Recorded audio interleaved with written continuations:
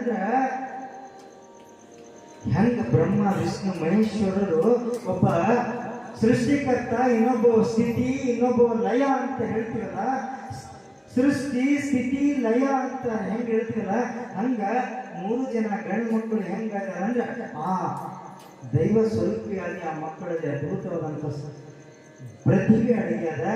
ಇನ್ನೂರ ಹುಡುಗ ಬಹಳ ಅದ್ಭುತವಾದಂಥ ಶಕ್ತಿ ಅದ. ಆತನ ವಯಸ್ಸು ಬಾಳದ್ರ 6, ಬಾಳದ್ರ 8 ವಯಸ್ಸು. 8 ವಯಸ್ಸಿನಲ್ಲಿ ಅದ್ಭುತ ತಬಲಾ ವಾದನವನ್ನು ನುಡಿಸ್ತಾರೆ. ಅಂದ್ರೆ ಆ ತಬಲದ ಮೊದಲ ಅಕ್ಷರ ಕಲಿಸಿದಂತ ಗುರುಗಳು ನಮ್ಮ ವೇದಿಕೆ ಮೇಲಿದ್ದಾರೆ. ಪ್ರವೀಣ್ ಕುಮಾರ್ ಭಕ್ತಾರ್ ಅಂತ ಹೇಳಿದ್ರೆ ತಪ್ಪಾಗಲಿಕ್ಕಿಲ್ಲ. ಆನಂತರ ನಿನ್ನೆ ಬಂದಂತ ಹಿರಿಯ ಕಲಾವಿದರಾಗಿರ್ತಕ್ಕಂಥ ಈಶ್ವರ್ ಬಡಿಗರು ಅವರಿಗೆ ತಬಲಾ ಒಂದು ಶಿಕ್ಷಕರಾಗಿ ಅವರಿಗೆ ತಬಲಾ ಸೇವೆಯನ್ನು ಮಾಡಲಿಕ್ಕೆ ತಬಲಾ ವಿದ್ಯೆಯನ್ನು ಕಲಿಸ್ತಾ ಇದ್ದಾರೆ. 3 ಜನ ಆ ಸಂಗೀತ ಕ್ಷೇತ್ರಕ್ಕೆ ಮುಡುಪಾಗಿಟ್ಟಾರ ಅವರು ತಂದೆ ತಾಯಿ.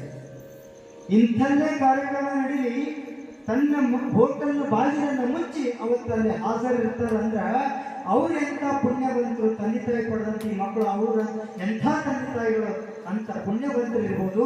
ಇಂಥ ಮಕ್ಕಳನ್ನು ಪಡೆದಂತ ಆ ದಂಪತಿಗಳು ಎಷ್ಟು ಪುಣ್ಯವಂತರಿದ್ದಾರೆ ಅಂತ ಅದಕ್ಕೆ ಹೇಳ್ತೀವಿ, ಒಂದು ಮಕ್ಕಳು ಒಳ್ಳೆ ಮಕ್ಕಳು ಸಿಗ್ಬೇಕಾದ್ರೆ ಪುಣ್ಯ ಮಾಡಬೇಕು, ಒಳ್ಳೆ ತಂದೆ ತಾಯಿ ಸಿಗ್ಬೇಕಂದ್ರೆ ಪುಣ್ಯ ಮಾಡಬೇಕು. ಅದು ಸುಮ್ಮನೆ ಬರೋದಾದ್ರೆ ನಮ್ಮ ಪುಣ್ಯದ ಪ್ರಾಪ್ತಿಯಿಂದ ಇಂಥವುಗಳು ನಡೀತಾರೆ. ಅದಕ್ಕೆ ಬಹಳ ಪರಿಶ್ರಮ ಪಟ್ಟು ಆ ಮಕ್ಕಳನ್ನು ಮುಂದೆ ಹಾಕೊಂಡು ಮಕ್ಕಳಿಗೆ ಮನೆಯಲ್ಲಿ ನಾವು ಬೆಳಿಗ್ಗೆ 1 ತಾಸು ಅವರು ಸುಮಾರು ಎಷ್ಟು ಸಮಯ ಸಿಗ್ತೋ ಅಷ್ಟು ಸಮಯವನ್ನ ನಸಕಲೆ 4 ಗಂಟೆಗೆ ಮಕ್ಕಳಿಗೆ ಸಂಗೀತ ವಿದ್ಯಾಭ್ಯಾಸ ಮುಂದೆ ಕೂತು ಮಾಡಿಸ್ತಾರೆ.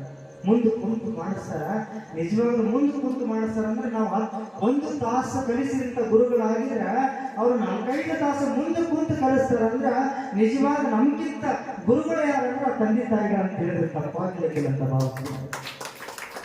ಅಂತ ತಂದೆ ತಾಯಿಗಳು ಬಹಳ ಪರಿಶ್ರಮ ಪಟ್ಟು ಅಲ್ಲಿಂದ ಗಾಡಿಯನ್ನು ತೆಗೆದುಕೊಂಡು ಮುಂದೆ ಎಲ್ಲ ಈ ಒಂದು ಪರಿಕರಗಳನ್ನ, ಮೈಕ್ ಸೆಟ್ಟನ್ನು, ಇವು ಎಲ್ಲ ಸಾಮಗ್ರಿಗಳನ್ನು ತೆಗೆದುಕೊಂಡು ಬಂದು ನಿಮಗೆ ಇವತ್ತು ಇಂಥ ಅದ್ಭುತ ಪ್ರವಚನ ಯಶಸ್ವಿ ಆಗಲಿಕ್ಕೆ ಕಾರಣಕರ್ತರಾದಂಥ ಚಲಪತಿ ಮತ್ತು ಅವರ ದಂಪತಿಗೆ ತುಂಬ ಹೃದಯದ ಧನ್ಯವಾದಗಳನ್ನು ಎಲ್ಲರೂ ಜೋರಾಗಿ ಚಪ್ಪಡಿಸಿಕೊಂಡು